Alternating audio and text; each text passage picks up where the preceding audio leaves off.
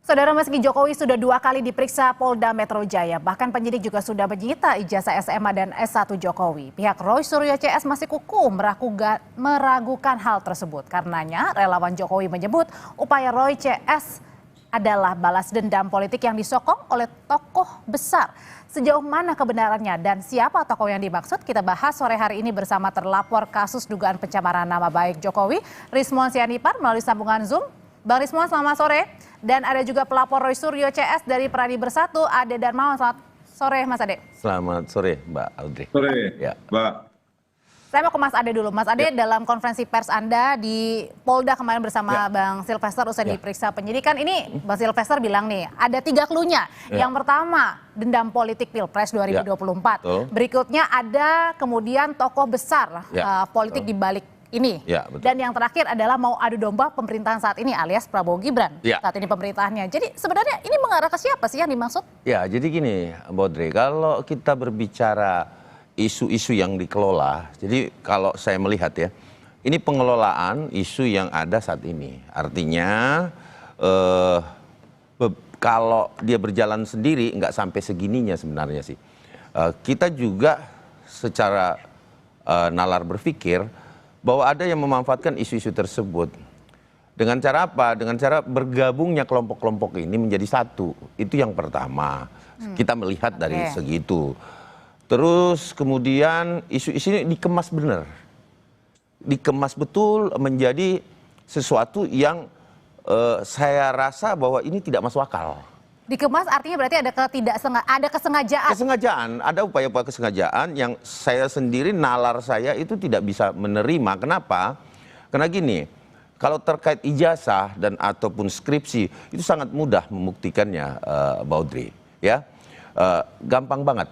Jadi di UGM itu ada Badan Tata Kelola Akademik dan Kemahasiswaan. Nah, di situ UGM itu memiliki itu. Jadi kalau kita orang-orang kelompok mereka ini tidak percaya, kan bisa ngecek ke sana. Ngecek ada apa enggak, terus kemudian dibarengin dengan keterangan-keterangan UGM. Saat ini di Jogja, ini lagi pemeriksaan nih Mbak. Saya barusan tadi dapat komunikasi dari beberapa penyidik di sana. Ini lagi maraton memeriksa pihak UGM itu. Jadi artinya tentu bagian Badan Tata Kelola Akademik dan Kemahasiswaan itu juga ikut diperiksa itu. Nah, itu mudahnya di situ tuh. Nah, tapi kenapa dikemas? Gitu. Kenapa dikemas? Apakah ada unsur kesengajaan dan tadi ada tokoh besar di baliknya? Siapa akan ikut masuk bermain? Nah, kalau gitu apakah benar pernyataan tersebut, Bang Rismon? Nanti usai jeda ya, Bang Rismon akan menjawab, tetap bersama kami.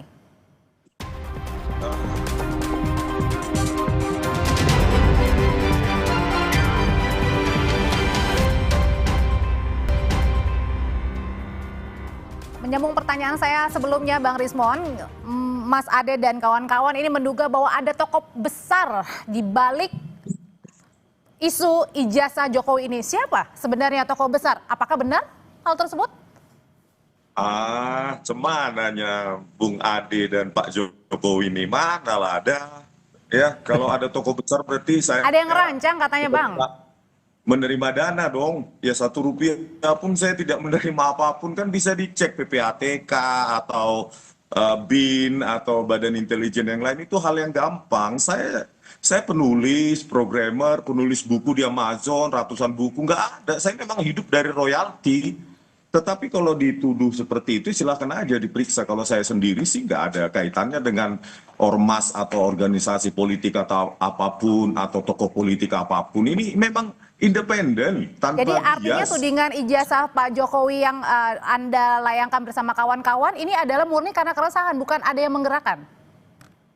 Iya, memang independen, dan nanti pada saat pemeriksaan panggilan akan saya jelaskan semua secara teknis apa yang saya kaji secara ilmiah, dan itu sudah saya presentasikan pada saat gelar perkara khusus. Sayangnya pihak UGM tidak datang hadir di pertemuan itu untuk mendengarkan kami. Kan gitu, Mbak. Jadi ini murni ilmiah.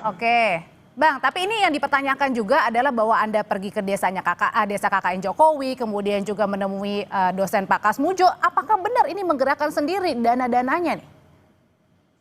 Loh, saya kan menerima royalti dari buku-buku saya, Mbak. Jadi Rp1 pun tidak ada ya, pendanaan dari toko politik atau agenda politik apapun. Ya saya ke Ketoyan, ya saya naik mobil sendiri, nyetir sendiri bersama istri, menginvestigasi sendiri, dan kami temukan bahwa tidak ada dokumen apapun yang membuktikan Pak Jokowi KKN di Ketoyan, dan bahkan kami tanyakan ke kepala dusun 1 dan 2 di sana, mereka takut justru. Tidak, justru Oke. bangga bahwa pernah ada Bang mahasiswa Rismon KKN kenapa di enggak sana, nanyain ke itu pernah aja Bang ada yang Rismon menjadi presiden. ke apa Badan Tata Kelola Akademik Kemahasiswaan UGM, tanyain di sana aja, kan di sana jelas tuh tersimpan database. Kan mahasiswa UGM pasti tahu lah bahwa ada sistem tata kelola kemahasiswaan UGM kan, tata kelola akademik itu. Nah di situ kan jelas sebenarnya. Terus kemarin saya dapat kabar Bang Rismon ke sana cari sangkatan yang 85 juga, ya kan? Nah, terus terputus tuh pertanyaannya. Bang Rismon saya dengar kabar mendapatkan juga yang tidak ada tanda tangannya loh, ya. Kemarin ada skripsi juga yang ditemukan gitu loh. Jadi jangan sepotong-sepotong lah. Ini kan buntu terus nih Bang Rismon nih, buntu nih, ya kan? Nah, terus Desa Ketoyan kemarin udah dijawab juga, kan ada. Oke, kita coba viral, dengarkan gitu dulu loh. jawabannya Bang Rismon. Gimana Bang? Iya, kami kan kemarin mendapati bahwa perpustakaan Fakultas Kehutanan UGM itu sedang direnovasi ternyata. Jadi Fakultas Kehutanan UGM itu sedang direnovasi. Oleh karena itu kami bergeser ke fakultas terdekat, yaitu Fisipol dan Fakultas Hukum.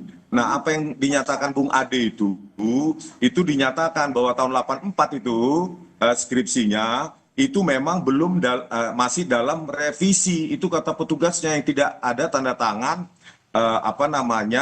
tanda tangan ketua penguji maupun anggota dewan penguji. Jadi berarti ada kan Bang Rismon, ada juga yang tidak ada dosen pengujinya kan gitu loh. Bung Ade, itu belum final, itu belum dalam bentuk skripsi, itu masih manuskrip. Itu pun tahun 82 dan 84 yang kami dapati, dan manuskrip yang tidak ada tanda tangan itu masih direvisi, belum dalam bentuk skripsi gitu loh Bung Ade. Iya, Nah, tapi kan sudah dijawab sama wakil rektornya Abang ini, nih saya bilangin Bang ya, saya ambilkan ilustrasi Bang ya.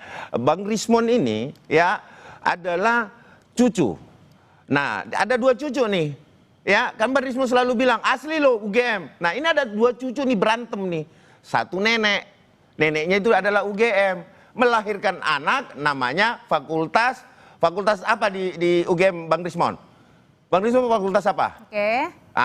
Fakultasnya Bang Rismon, Fakultas Kehutanan. Jadi ini apa Mas Ade? Nah, bahwa saya mau menyampaikan di sini, ini ada anak nakal yang lahir satu ibu, sama-sama anak UGM, meributkan kakaknya, tantenya yang di sebelah, karena sama-sama ini cuman beda fakultas saja, sama-sama UGM. Satu Kehutanan, Bapak Joko Widodo, dan Bang Rismon mungkin universitas apa di situ, fakultas apa Bang Rismon, saya nggak terlalu tahu. Gitu loh.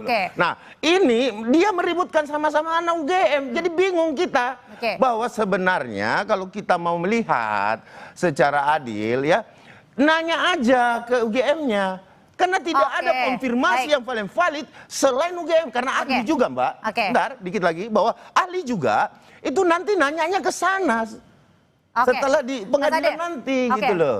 Acuannya di situ. Bentar Mas Ade, kita balik lagi ke tema yang hari ini adalah bahwa berdasarkan pernyataannya Bang Silvester kemarin ini bersama Anda juga, bahwa katanya ada tokoh politik yang ingin menggoyang pemerintahan untuk kemudian menempatkan anaknya siapa yang paling diuntungkan. Nah ini kalau ini kita tidak bisa langsung menuduh ya.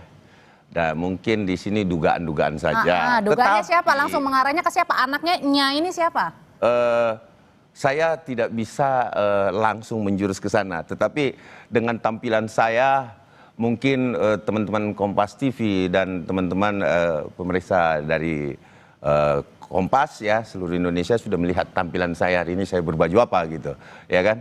Nah, sisa men-challenge saja, mencari pemikiran sendiri, berpikir masyarakat sendiri. Bahwa siapa sih kira-kira dalangnya gitu. Nah, saat ini saya berbaju apa?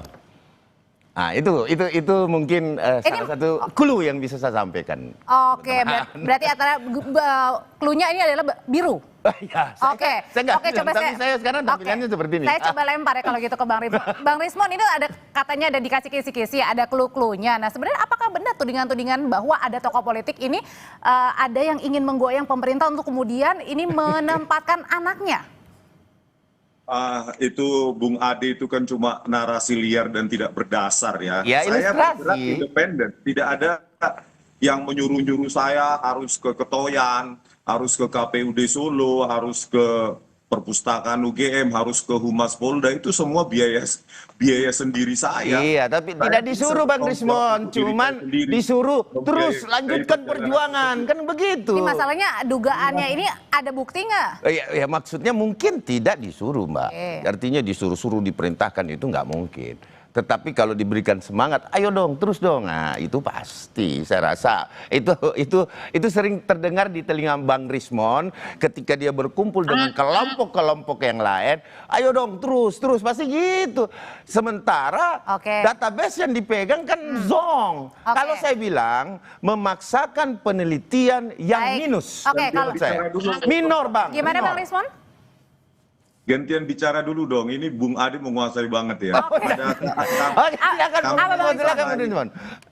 Ketika saya mewawancarai Profesor Sofyan Effendi juga tidak ada yang memerintahkan, tidak ada yang mengatur pertemuan tersebut. Itu murni memang dari aktivis Stella Gama menghubungi saya, dan itu pun sudah tertunda 2 hari yang seharusnya diatur hari Senin, jadi kami hari Rabu. Jadi memang tidak ada, dan bahkan saya melaporkan Pak Joko Widodo ya 2 laporan itu ke Polda DIY, itu tidak ada yang mengatur, tidak ada yang membiayain, dan tidak ada yang strukturisasi dan ya. Oke, tapi kalau misalnya nih pada saat Anda kemudian melanjutkan, memang saat ini masih berproses ya, tapi dengan Anda mempertanyakan ijazah ini, kemudian apakah kemudian ketika Anda nanti misalnya ada di proses hukum selanjutnya, apakah Anda sudah siap atau merugikan Anda, atau Anda memang sudah siap dengan konsekuensinya? Ya sangat siap, Mbak. Kalau nggak siap ya tidur aja di rumah, kan begitu. Saya kan sedang mengeksersis ya hak konstitusional rakyat untuk mengetahui ijazah yang pernah dipakai Bukan rakyat, Bang.